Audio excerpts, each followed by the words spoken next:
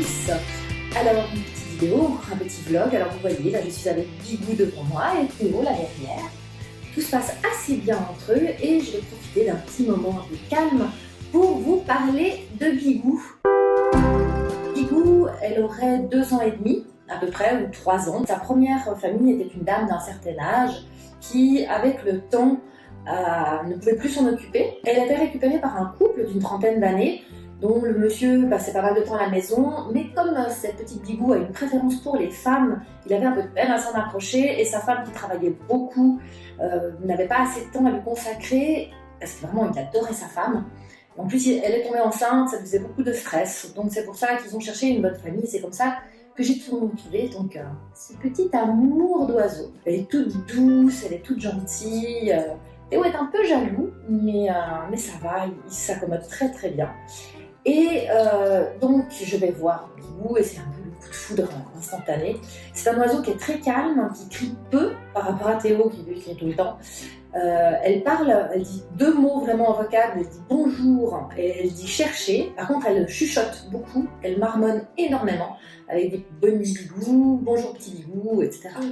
Elle a été présentée comme un mâle. Moi, j'ai aucun certificat de ça. J'ai fait un sexage, une demande de sexage qui est en cours. On est en train d'attendre de savoir si c'est il ou elle. Donc, décider sous le camp, c'est pas grave. Et elle n'avait pas non plus de bague, donc on a fait faire la pose d'un implant. Et voilà, ça c'est une aventure vétérinaire que je vous raconterai. Promis, c'est pour le prochain vlog. Vraiment. Alors, le prochain vlog, c'est l'aventure vétérinaire. Vous allez voir, vous allez péter les plombs. C'est mort de rire. Donc notre chère Bigou, quand elle est arrivée, alors moi j'ai remarqué très très vite qu'elle avait un peu de piquage, donc sur le dessus des ailes, un petit peu sur le torse aussi, et des stéréotypies. Donc elle fait facilement des allers-retours en fait sur un perchoir sans raison, avec un mouvement de tête en fait un petit peu particulier. C'est pour ça que c'est considéré plutôt comme une stéréotypie. Et voilà, c'est assez inquiétant au début, mais plus on avance, plus ça se passe bien. Parce qu'avec Théo, en fait, elle en fait beaucoup moins. Quand Théo est avec elle dans la volière, elle en fait beaucoup moins que quand elle est toute seule. Et là où il y avait du piquage sur le dessus de ses ailes, là en quelques semaines, on voit, ça commence déjà à repousser. Il y a déjà des petites cosses de plumes qui commencent et puis elle s'y attaque pas trop. Par contre, c'est vrai qu'elle fait sa toilette assez violemment. Et au niveau de ses plumes, elle n'a pas un plumage, je pense qu'elle n'a pas eu beaucoup de douches parce qu'elle n'a pas un plumage ruisselant. Vous savez, quand vous donnez la douche à vos oiseaux, si eux ils sont en mode j'ai pas envie de la douche, ça va plutôt, l'eau elle va couler sur les plumes, elle va ruisseler sur les plumes. Alors que chez Bigou, elle était vraiment absorbante, hein. Les plumes étaient très absorbantes, donc je pense qu'elle n'a pas vraiment le réflexe de bien se toiletter avec la glande pour mettre la graisse sur les plumes. Mais déjà là, en 3 semaines, où je lui donne la douche régulièrement, qu'elle voit aussi Théo qui fait sa toilette et tout ça. Alors déjà, la toilette est moins violente, beaucoup moins violente, mais en plus de ça, elle a vraiment gagné en qualité de plumes. Elle a vraiment des plumes qui deviennent beaucoup plus belles.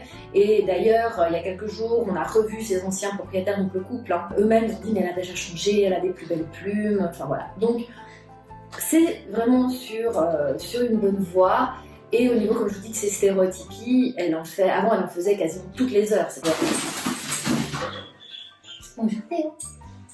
Bonjour mon bébé. Et donc je disais, pour ces stéréotypies, c'était vraiment toutes les heures. Et là maintenant, elle en fait peut-être 1, 2 par jour.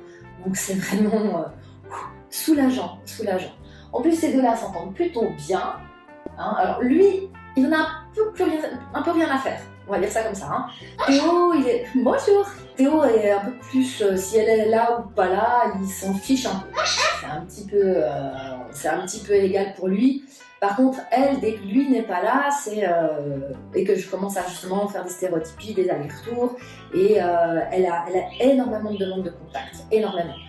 Elle a aucune once d'agressivité, comparé à Théo qui lui m'a déjà mordu plusieurs fois ou autre. Par contre, dès qu'elle est très excitée, si elle a très envie d'attention et de câlin, elle va vraiment être en mode très demandante. Hein. Elle m'a chopé la joue en fait parce qu'elle était sur mon épaule et moi je caressais Théo et elle voulait attraper mes lunettes. Elle jouait avec mes lunettes et quand je l'ai repoussée pour lui dire non, ne joue pas avec mes lunettes, elle a voulu les rattraper et elle m'a chopé la joue juste en dessous. Mais ça c'était vraiment un accident, il n'y a pas d'agressivité là-dedans. Et autre chose aussi qu'on a remarqué, c'est qu'elle se frotte beaucoup sur les mains. Donc ça aussi c'est une sorte de stéréotypie, hein. C'est pas normal qu'elle se veuille se frotter comme ça et se faire du bien sur les mains des humains. C'est pas forcément un signe que c'est un mâle ou une femelle, hein. Ça veut rien dire, les deux le font, autant les mâles que les femelles, mais ça veut dire qu'elle a vraiment un attachement et un rapport à l'humain qui est pas du tout adapté. Moi ce que je fais dans ces cas-là, c'est que je la distrais. Je ne la gronde pas, je ne la chasse pas, je ne fais rien, mais je la distrais. Quelles que soient ses stéréotypies, si elle est aussi en mode à faire un tour sur son perchoir. Donc en fait l'idée c'est vraiment de les distraire pour qu'ils perdent cette habitude, pour pas que ça devienne un toc. Et dans les autres observations que j'ai eues par rapport à Bigou et qui m'a justement fait un petit peu cette mésaventure vétérinaire, elle avait en fait dans la nuque une sorte de bulle d'air. C'était assez bizarre, des fois elle était plus grosse à des moments qu'à d'autres, elle gonflait, dégonflait, et ça faisait vraiment... on voyait la peau, et sous la peau vraiment de l'air, comme une petite bulle, et puis quand on appuyait dessus, c'était tout mou et tout. Et c'est ça qui m'a fait donc vraiment me dire, bon, en plus du sexage et de la pose de la puce d'identification, me fait voir un vétérinaire assez rapidement pour comprendre qu'est-ce qui se passait, et voilà. Alors rassurez-vous, elle va bien, mais je vous raconterai ça dans le prochain vlog où vous allez péter les plombs. Autre observation aussi par rapport à Bigou, c'est qu'elle ne vole pas. Enfin, si. Elle vole, elle en est capable, elle vole même bien quand elle décide de voler, mais elle préfère largement faire tout à pattes, en fait, que de juste un petit bond en vol. Par exemple, si on est face à face avec mon chéri et qu'elle veut venir vers moi mais qu'elle est sur lui, elle va préférer descendre, aller à pied et remonter pour venir sur mon épaule plutôt que de voler de l'un à l'autre. On essaye un petit peu de m'entraîner à ça, hein, de la stimuler à ça, mais on voit bien qu'elle n'aime pas voler à la base, elle préfère vraiment tout faire à pattes. Et ça, c'est vraiment signe d'un oiseau qui a eu les ailes taillées. Encore une fois, hein, on ne taille pas les plumes d'un oiseau, ça ne se fait pas. Un oiseau, ça a besoin de voler pour développer sa cage thoracique, ça a besoin de voler et il n'y a pas besoin de couper les plumes d'un oiseau pour pouvoir créer un lien particulier avec l'autre, hein, loin de là. Alors, moi, je sais, j'ai eu... Choupette qui a eu des ailes taillées par son éleveur, j'avais demandé de ne pas les faire tailler quand j'ai pris Titi et je vois bien la différence. Choupette aussi, même maintenant qu'il vole très très bien, hein, il vole assez régulièrement, mais il préférera toujours, s'il le peut, faire des trajets à pattes plutôt qu'en volant, surtout quand tu es dans des petits espaces comme dans la cage ou comme ça, alors que Titi, elle, il n'y a pas de problème, elle va volontiers voler d'un perchoir à l'autre, même dans la cage. Et je ne m'en cache pas non plus, Théo a eu des ailes taillées. C'était sur de mauvais conseils, on m'avait conseillé de le faire vu qu'il n'acceptait pas le harnais, mais j'avais quand même envie de le sortir. On m'a dit mais écoute, tu peux lui faire tailler les ailes, comme ça tu peux le sortir en sécurité et tout. C'est une connerie. Je pense que si Théo est aussi un peu plus agressif maintenant, c'est pas pour rien. Et puis surtout, ça l'a pas empêché de foutre le camp parce qu'il a eu peur. Vous voyez, un oiseau qui a peur, même avec l'adrénaline, ok, ça lui demandera plus d'efforts avec les ailes taillées pour s'envoler, mais il pourra le faire quand même. Donc c'est débile, il n'y a aucune sécurité à tailler les plumes de son oiseau. Que je le dise juste là. Et là, on voit bien que Bigou, là, je vous donne juste l'exemple, elle est juste là en face de moi, et elle veut venir, et j'ai beau lui dire, viens ma Bigou. Elle viendra pas. Il faut que j'aille où la chercher, parce que là où elle est sur un dossier de chaise, donc elle n'a pas la possibilité, la chaise est trop glissante, elle n'a pas la possibilité de descendre. Il faut que j'aille la chercher. Voilà. Maintenant qu'elle est là, elle est contente. Puis elle va se balader sur la table. Magnifique. Ce qui se passe, dès le moment où vous taillez les plumes d'un oiseau, il va perdre confiance en sa capacité de voler.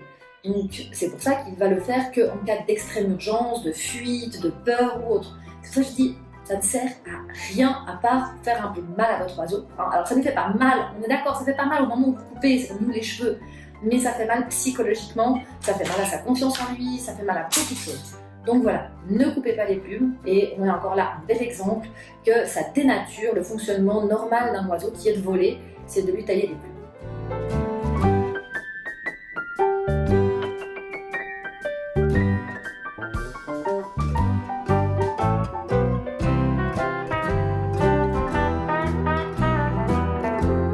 Comme quoi, faites attention avec vos oiseaux, quand vous prenez un nouvel oiseau, soyez très observateur.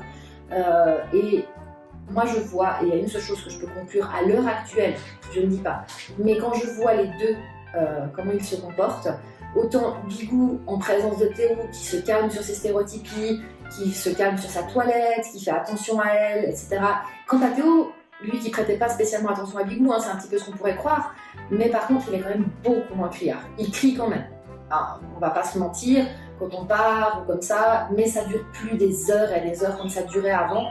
Là en tout cas, la seule chose qu'on peut voir, c'est que ça va déjà mieux au niveau de sa demande d'attention. Et le soir aussi, pour le coucher, c'est beaucoup plus facile. Il y a moins besoin de rester 3 heures à côté de la cage dans la nuit pour qu'ils s'endorment ou autre. Là, en règle générale, on leur dit bonne nuit, c'est arrivé qu'ils crient un petit peu, mais c'est pas non plus des cris pendant des heures et des heures.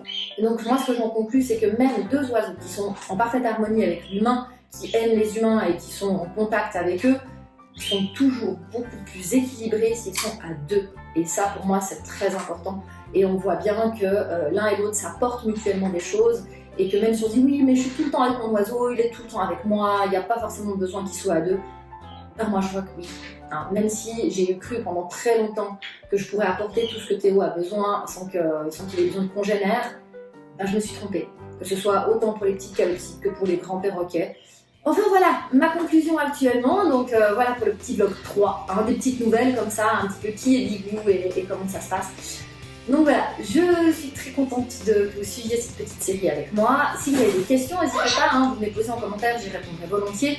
Et on se retrouve la semaine prochaine pour l'aventure vétérinaire. Allez, des bisous bisous les amis!